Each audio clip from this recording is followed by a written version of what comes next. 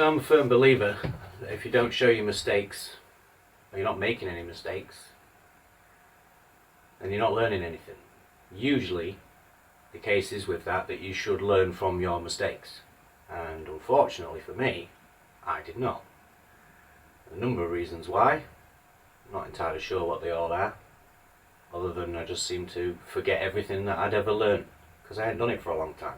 Salvaged some pretty cool Damascus out of it, not exactly what I was aiming for, but I figured I'm better off showing you all the mistakes, because what's better than seeing it all in true life form, exasperation, frustrations and everything to go with it. So you can count everything that goes wrong as it goes wrong. One bit that I didn't even realise, idiot that I am, I missed a whole step out, somehow. After the first weld, I meant to restack the layers, make it a lot finer before I twisted it over onto the side and combined it into the four-way, and I just missed it out. I just missed it out altogether. I was too busy trying to keep my head in the game of other things I was meant to be doing, and I just thought, yeah, I'm done, put it to one side, knocked out some door handles and a chisel, and forgot all about it, and then promptly took it home and went on to the next step. Ground it into a four-way, you could see all of that. That went fine, not need to be unexpected. And then just after I give a really nice description about waiting enough time and how forge welds set themselves when you weld it at correct temperature and everything else, I just got carried away, slammed it straight under the power hammer and give it what for and split the end open. So that was the omen for that. Managed to re-stick half of it, a little bit of it was too far gone, and then in doing that, after I'd then told you about how you need to be careful with the coke forge, I overheated it, twisted it in half because I'd overheated it and it crumbled, then managed to somehow overheat it again and explode it under the power hammer before finally salvaging what I've managed to salvage. And in amongst that, I also forgot to grind a bit of the weld out, which I meant to do because I was too busy being elsewhere. So you can see a little bit on one of the bars, I pointed it out. If not, you can see the little light patch. Fortunately for what these are, it's decorative, so it'll just add to the pattern. It's not like I've got a bit of mild steel, or I mean, it's not mild steel because there's no filler rod in it, but there's no mixed steel, should I say, in the edge, or spoiling what would be a very expensive knife or tool or something. This was just for the fun of it and to make some stuff out of. So join us along for the ride on how not to make Damascus, and if you do learn something from it, then you learn something from it. If not, enjoy me getting frustrated and wondering what I did wrong, because there's a whole heap of mistakes in this one.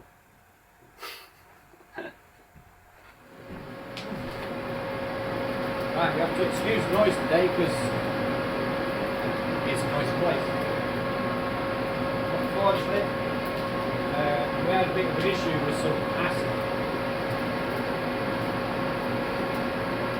These are plates are normally used for Damascus, and these are, for want of a better word, absolutely shagged. Any attempt at making any sort of profit time out of Damascus is all gone out the window. Because normally it's a nice quick skim, bang the billet together, squishy squishy. But it took some of these are a lot more pitted than the look underneath because the acid's continuing to eat into the steel. So it's taken me like a good hour to prepare this billet. You can see, or you may not be able to see, but you can see there's still the odd pitting marks and stuff in it. And it's all sealed up, tickled up, welded a handle on, and I like to seal it all up with TIG. It just saves a lot of messing about, and then you're not relying only on the borax, which works fine, and I've done that for ages, but it crappies all the inside of your forge up, and when we're using a gas forge, borax just eats your linings alive, so it's a lot, for the sake of the extra 20 minutes it takes to buzz over it with a TIG welder. Most of that, with it being a shallow weld, will forge out, and then in little bits we'll just have a quick double check before we get to final size.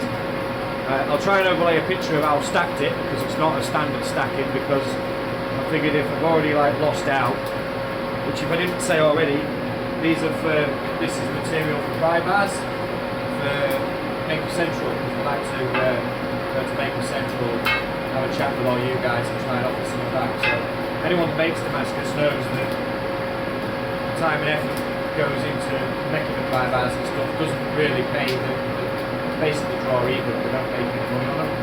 But it's nice for people to get a nice little piece of something fancy. So last time they were ball bearing steel and I want to say 75 layer, might have been 25 layer, can't remember, it was a year ago.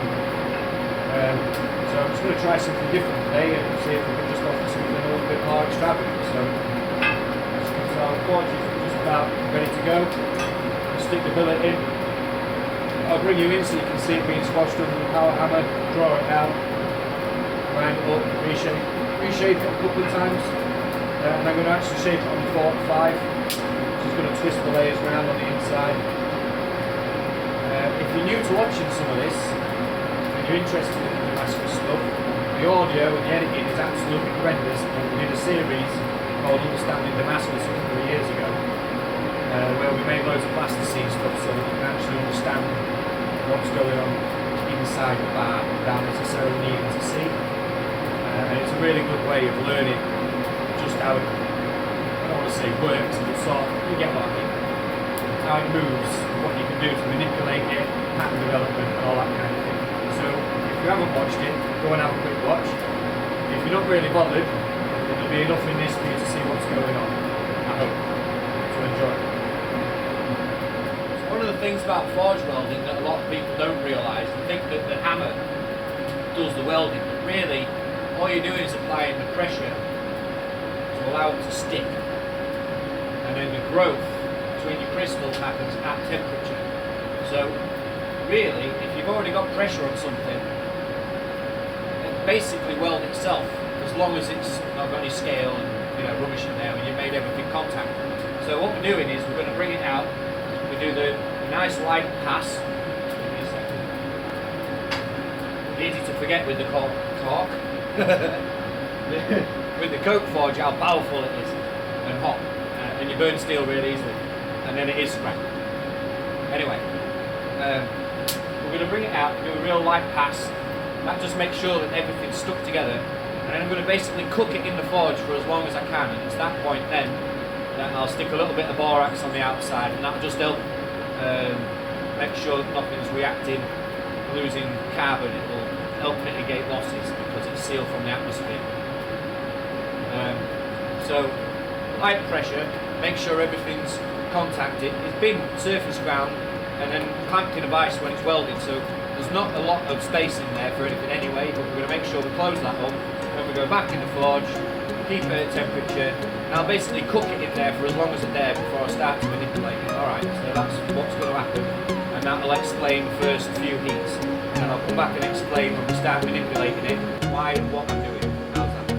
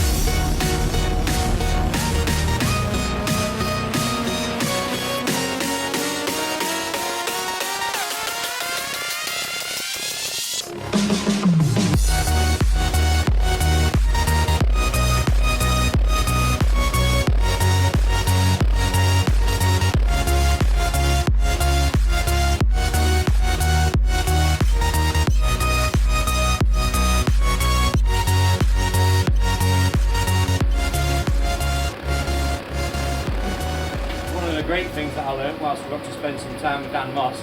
You would think that a power hammer is sized to what it's still able to move. Realistically, it's not. It's better sized to the size of stock you can put underneath it and still manage to belly the middle out when you hit it. Nothing ever hits perfectly straight, materials differ and everything else, that's why you get these weird shapings going on. But under a big hammer, you can sit it on that lump, as I learned, so thanks Dan Moss. And you can use the lump and then the weight, bang, and it splats it, and you can re-square it basically every single blow. With a hammer like this, working the size stock, this is now just starting to get to the point where it's comfortable and you can start to see it belly the middle out a little bit.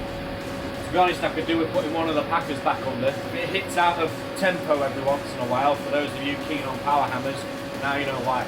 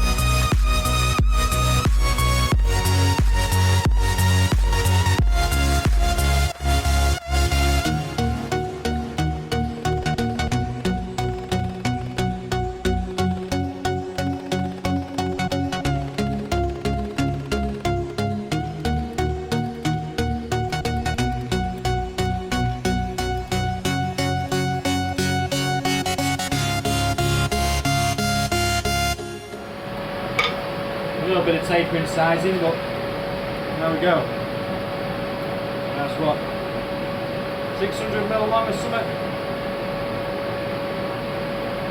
Let that do some cooling down. And I'll give it a tickle with the grinder. And you'll see it on the surface grinder making it square.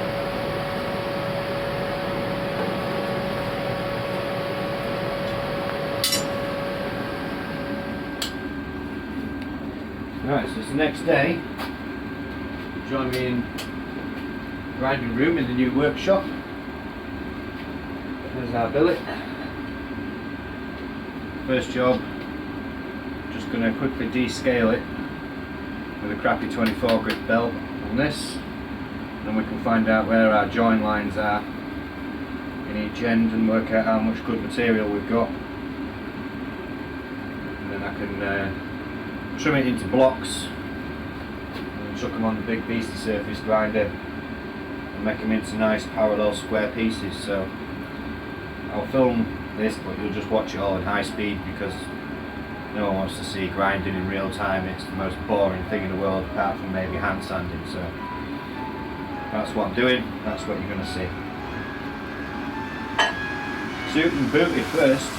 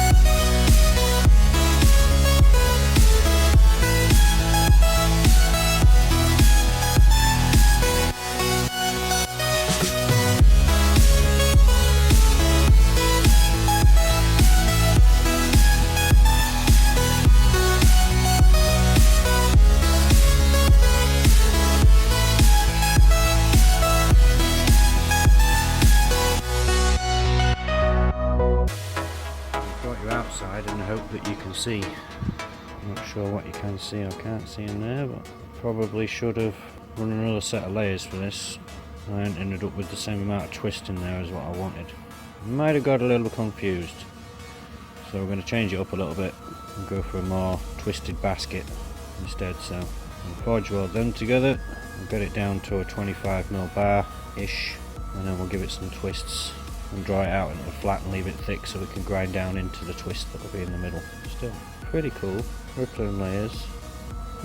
Next step.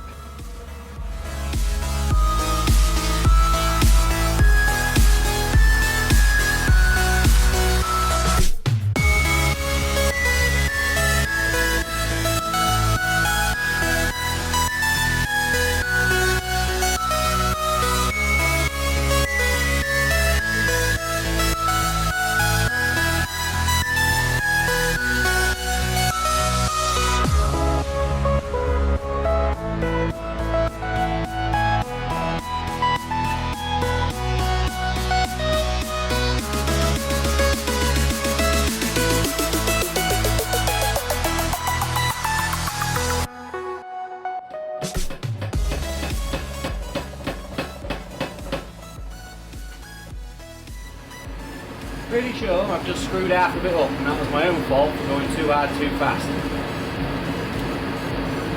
can tell I'm out of practice. I'm going to gently try and re-stick the rest of it, but usually once it gets this far it's about fucked. We'll see if it sticks, and if it sticks we'll take it a bit steadier instead of just wailing on it 3/4 pedal like a dickhead. And then if not, I'll chop the scrap bit off and we'll draw the other piece out and see what we can salvage out of it. My mistakes is your learning curve, or your, I don't know what you call it, what do you call it? Bits to learn from, I suppose. What an idiot. I haven't made any for a year. Nearly a year. In fact, it probably is about a year.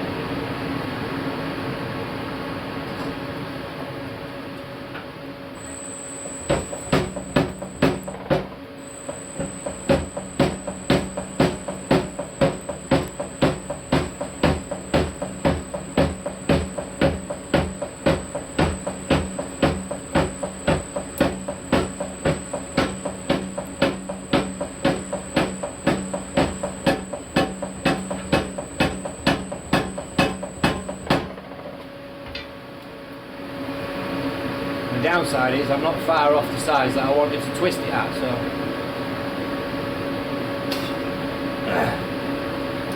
not a great start. Not a great start. The good thing is it's all scrap metal. It's just time and a bit of coke, really. Bit of a bummer, but that's how you remind yourself of these things, isn't it? Dig deep, carry on, and all that, you know.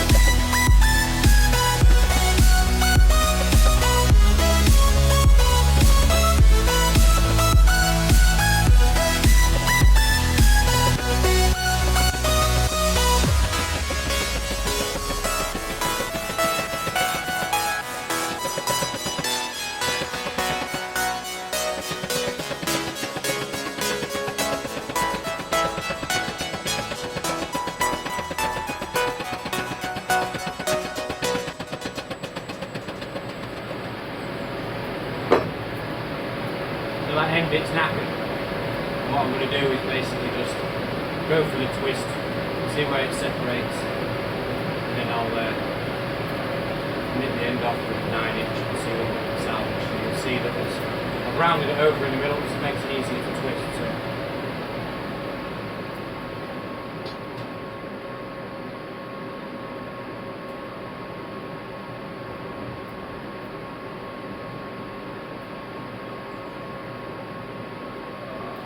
Big split.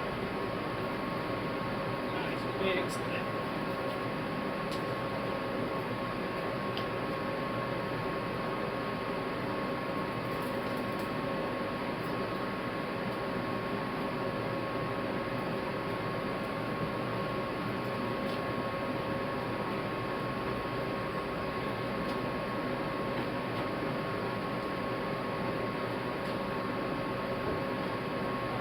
again. Get some more Itro.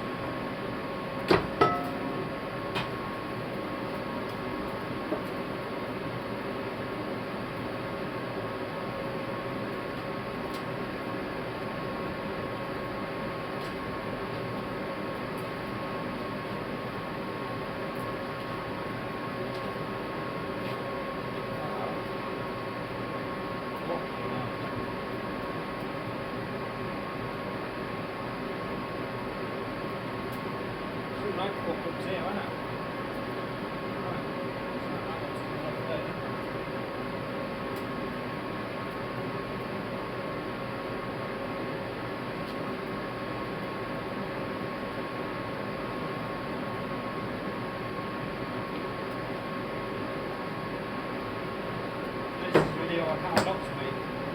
Damascus. So let's get this out. So where's that piece of stuff?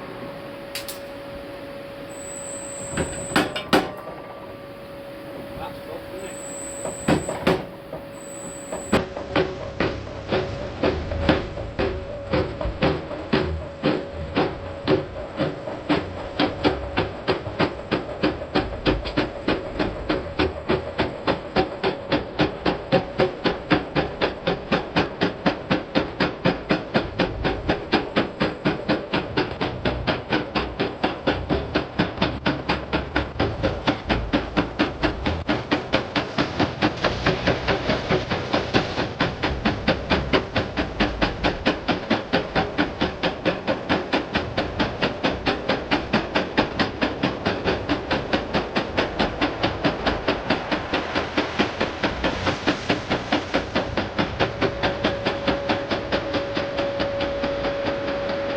Talk about fucking losing the plot today, eh? Oh, right. That bit's totally fucked. At least I think I can get a usable 2 or 3 pry bars out of this.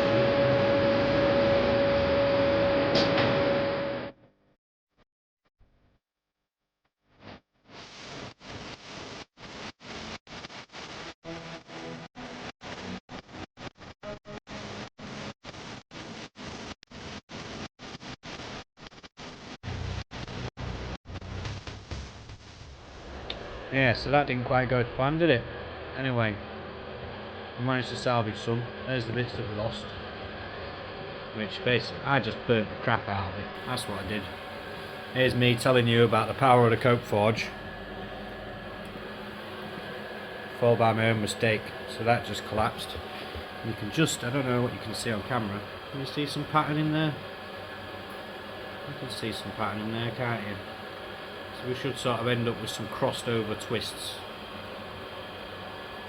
Or like lateral lines followed by some starry bits. With it being quite low layers, it might not show a great deal at all, so I'll trim the ends off, make them to size, and then they'll go on the surface grinder. There's probably no point showing you the surface grindering. Oh, look at that fancy hammer from Mr. Moss. But probably no point showing you the surface grinding, so I'll just show you it when I've made them into some little mini billets and you can see some pattern. Hello, Scrappy Dog. Scrappy Dog's bum. See you in a bit.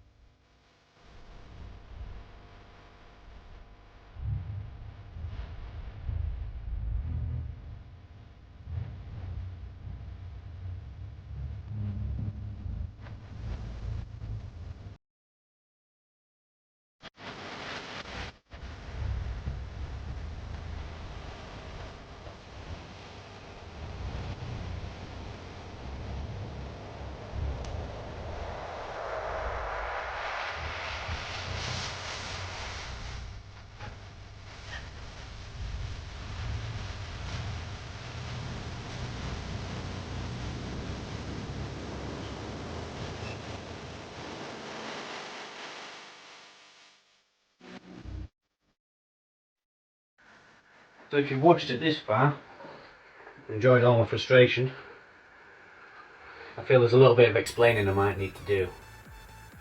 It's a few days as I'm editing the video on the end, as you do. I haven't really shown a lot of the Damascus stuff that I've done, but I have actually been making Damascus for a long time. A lot longer than this video would suggest. Definitely. It's fair to say I've spent well over 1,000 hours, probably. Easily, I would imagine, making Damascus. And I did do a lot of stuff in the very early days of YouTube, but I didn't film a lot of it. So I have done, you know, mosaics and accordions and lots of other stuff, explosion, numerous different types, along with some custom patterns.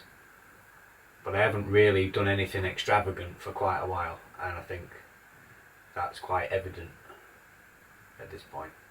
But it just goes to show that it doesn't matter how long you've been doing something and how much experience you've got. We all make mistakes. In this case, lots and lots of mistakes. I'm not sure what the count is at the end. I'm going to put a counter on as we go through, but there's more that I'm noticing after I filmed the intro. As I'm filming it, there's more things that I'm spotting, so I'm going to count it all up and point all the pedantic stuff out there that should have been done right. I hope you enjoyed it.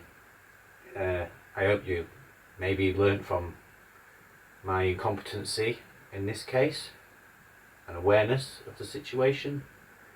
Plenty of outtakes coming up, and it'd mean a lot to us if you hit the like button and subscribe and do all that fancy YouTubery stuff. So we like the chat, we like the fun, we like talking to you all, even if it's just to give us some bants about getting it wrong. Enjoy the outtakes. See you next time. Give you a few little. Speaking of scale, I should actually try and find my wire brush. In fact, I might even go one better. I'm going to set the grinder up on a wire wheel. Right, we'll try that again. So here's a good stitch up for us. There's a carbon monoxide alarm in here somewhere. I can't find it. I should have got the doors opened earlier.